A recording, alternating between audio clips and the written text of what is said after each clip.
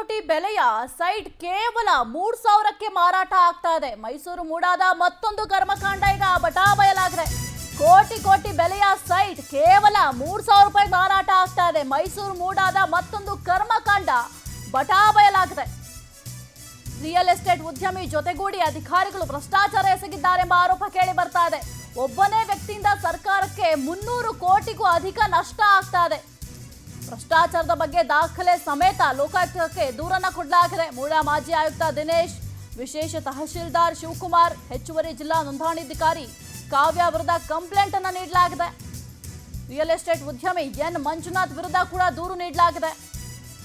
ಪ್ರಾಧಿಕಾರದ ಸದಸ್ಯರುಗಳು, ಅಧಿಕಾರಿಗಳು, ನೌಕರರುಗಳು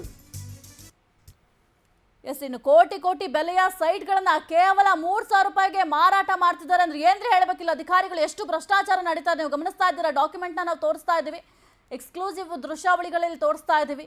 ಯಾವ ರೀತಿ ಸರ್ಕಾರಕ್ಕೆ ಮೋಸ ಮಾಡ್ತಾ ಇದ್ದಾರೆ ಇಲ್ಲಿ ಅಧಿಕಾರಿಗಳಂದ್ರೆ, ಕೇವಲ ಒಬ್ಬ ವ್ಯಕ್ತಿಯಿಂದ ಸರ್ಕಾರಕ್ಕೆ 300 ಕೋಟಿ ನಷ್ಟ ಆಗುತ್ತೆ ಅಂದ್ರೆ ಏನ್ರಿ ಹೇಳಬೇಕಿಲ್ಲ. ಅಧಿಕಾರಿಗಳು ಯಾವ ರೀತಿ ಕೆಲಸ ಮಾಡ್ತಾ ಇದ್ದಾರೆ ಗಮನಿಸಿ ನೀವು.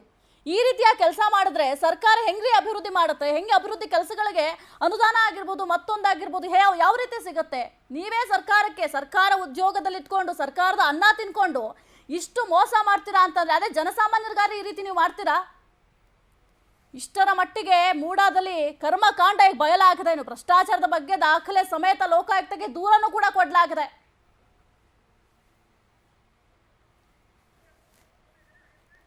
ಈ ಕುರಿತು ಹೆಚ್ಚಿನ ಮಾಹಿತಿಯನ್ನು ನೀಡ್ತಾರೆ ನಮ್ಮ ಪ್ರತಿನಿಧಿ ಸುರೇಶ್. ಮೈಸೂರು ಮೂಡಾದ ಮತ್ತೊಂದು ಕರ್ಮಕಾಂಡ ಈಗ ಬಟಾಬಯಲಾಗಿದೆ. ಸರ್ಕಾರದ ಬೊಕ್ಕಸಕ್ಕೆ ಈಗ ಎಷ್ಟು ನಷ್ಟ ಆಗ್ತಾ ಇದೆ? ಇಲ್ಲ ಅಧಿಕಾರಿಗಳು ಏನ್ ಮಾಡ್ತಾ ಇದ್ದಾರೆ? ದೂರನ ಕೊಟ್ಟಿದ್ದಾರೆ, ಹೌದು.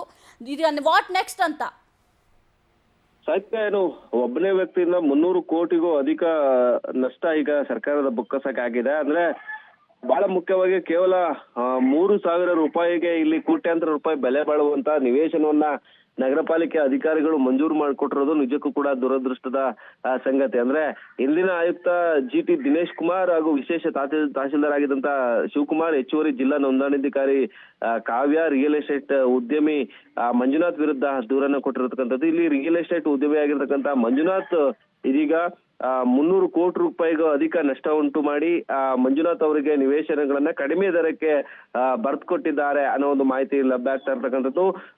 ಈ ಪ್ರಕರಣಕ್ಕೆ ಸಂಬಂಧಪಟ್ಟಂತೆ ದೂರನ್ನ ಕೊಟ್ಟರು ಕೂಡ ಯಾವುದೇ ಕ್ರಮ ಆಗಿಲ್ಲ.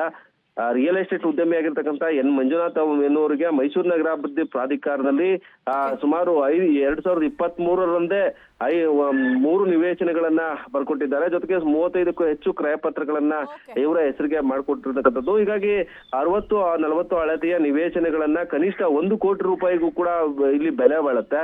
ಕೇವಲ 3,000 ರೂಪಾಯಿಗೆ ಮಾರಾಟ ಮಾಡಿರುವಂತದ್ದು. ಓಕೆ, ಥ್ಯಾಂಕ್ ಯು ಸುರೇಶ್ ನಿಮ್ಮೆಲ್ಲ ಮಾಹಿತಿಗಾಗಿ. Thank you.